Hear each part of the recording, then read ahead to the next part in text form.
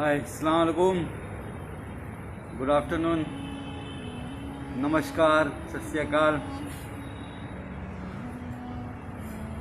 मथुरा की नगरी के राधे राधे। आठ महीने का टॉर्चर।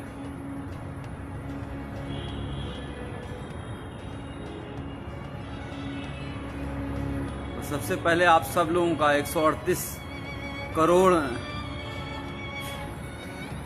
भारतीयों का, अपने देशवासियों का मैं शुक्रिया अदा करना चाहूँगा, धन्यवाद अदा करना चाहूँगा, जिन्होंने मेरे लिए सोशल मीडिया पे हो, चाहे दुआएं मांगी हों, चाहे प्रार्थना की हो, चाहे मंदिर गए हों, गुरुद्वारा गए हों, मस्जिदों में, चर्च में, हर जगह जहाँ से इतनी दुआएं मेरे लिए हुई हैं, मैं सोच भी नहीं सकता था कि लोग मुझे इतना चाहते हैं। आप सबका बहुत बहुत शुक्रिया, वरना तो इस बार जेल में इतनी पाँच पाँच दिन तक मुझे खाना तक नहीं दिया गया। इतना टॉर्चर किया गया, मेंटली भी और फिजिकली भी, क्या बताऊं आपको। अगर कहा जाए खुद को पोषण का शिकार हो गया हूँ। पैर दिखोगे कभी दिखाता हूँ तो ऐसा लगेगा कि लकड़ी हो गया है, और निकल आया बाहर। और जुडिशरी का बहुत शुक्रगुजार हूँ। जुडिशरी ने एक बहुत अच्छा डिसीजन दिया है। वो मेरा ऑर्डर ले आना। जुडिशरी ने बहुत अच्छा ऑर्डर दिया है, और उन्होंने साफ साफ कहा है कि डॉक्टर कफील ने जो अलीगढ़ में भाषण दिया था, वो कोई भड़काऊ भाषण नहीं था। वो देश की यूनिटी के लिए, अखंडता के लिए, एकजुटता के लिए था। और उन्होंने साफ साफ कहा है, डॉक्टर कफील ने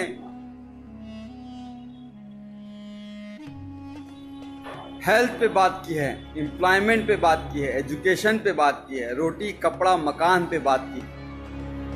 हाँ जरूर एनटीसीए के खिलाफ बोला है, एनआरसी के खिलाफ बोला है, पर यह भी कहा है कि जो भी प्रोटेस्ट हो, गांधी जी के अहिंसा के, सद्भावना के साथ होना चाहिए। कोई हिंसा नहीं होनी चाहिए। सबसे मिलकर, भाईचारे के साथ मिलकर सबको साथ आना चाहिए। फिर भी उसके बाद जिस तरह से मुझे टॉर्चर किया गया, मुंबई एयरपोर्ट से पकड़ के 48 घंटे तक इंटरोगेट किया गया।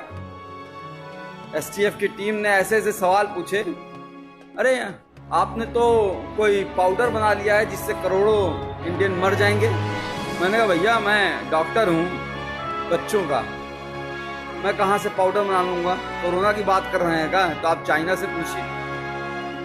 आप सरकार गिरा रहना चाहते हैं, हमारे पास फोन रिकॉर्डिंग, हमने कहा लाइए सुना दीजिए, एक भी सबूत आपके पास हो तो।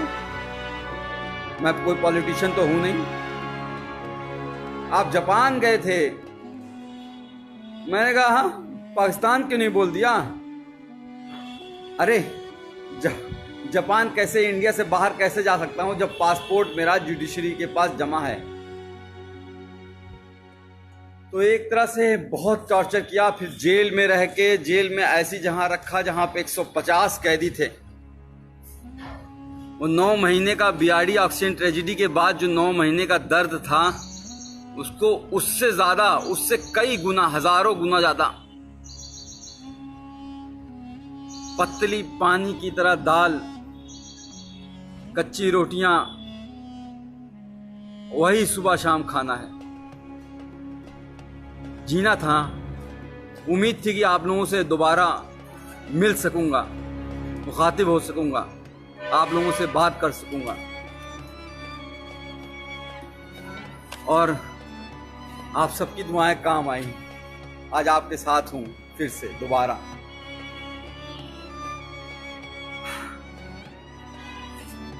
हाँ आसिफ भाई, तनवीर भाई, अस्सलाम वालेकुम।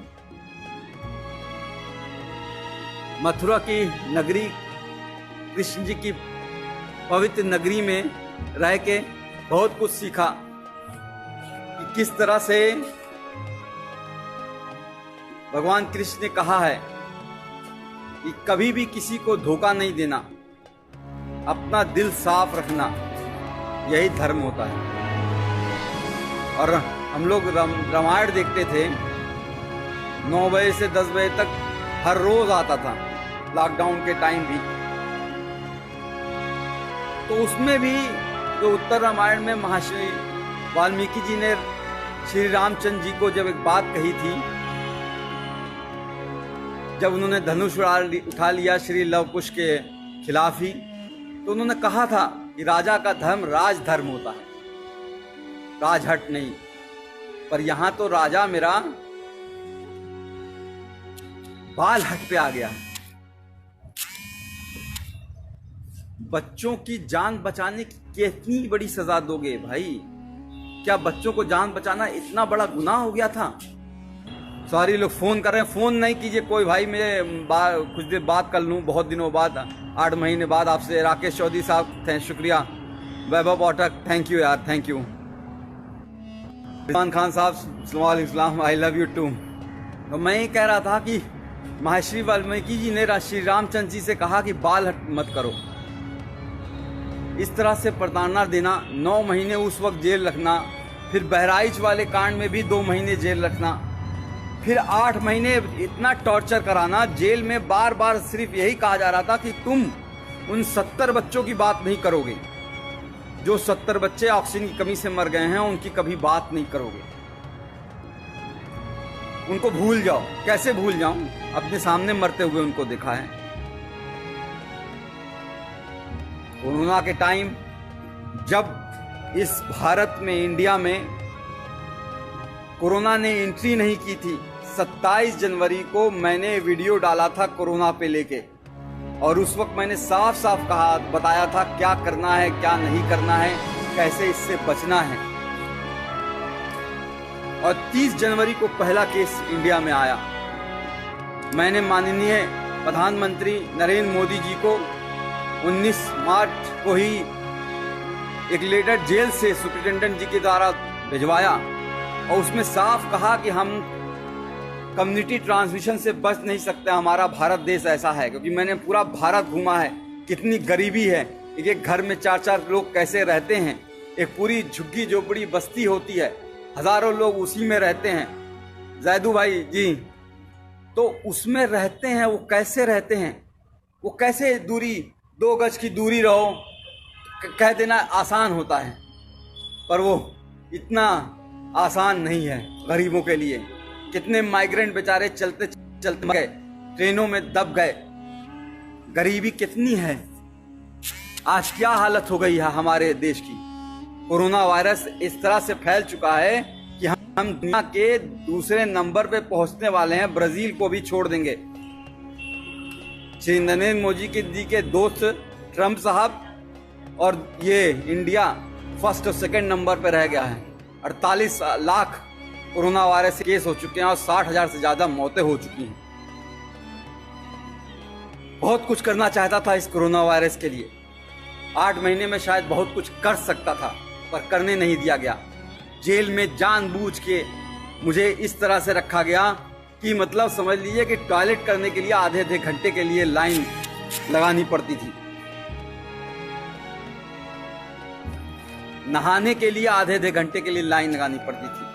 गर्मी इतनी हो जाती थी कि कपड़ा पहन के, पूरा नहा के, पूरा बिस्तर बिछा के, बिस्तर को भी भिगा देता था, तब जाके लेटता था।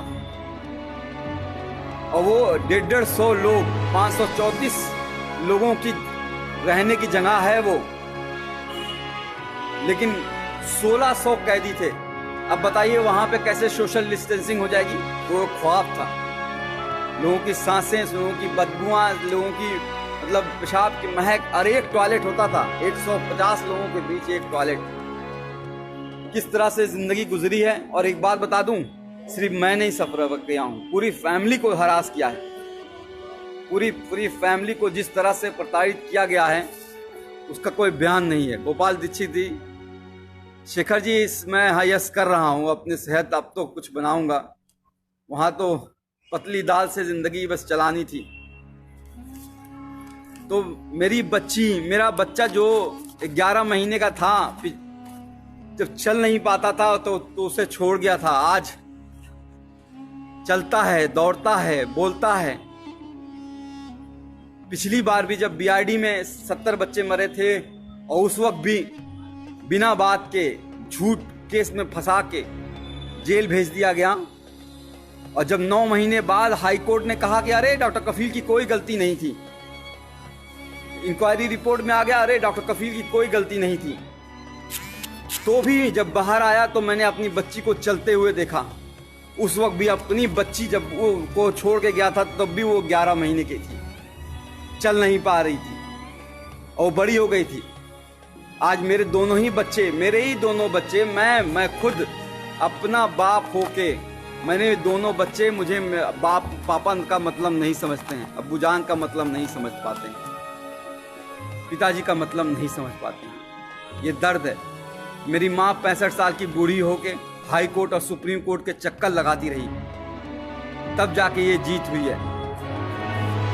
और जुडिशरी ने इतना अच्छा ऑर्डर किया है।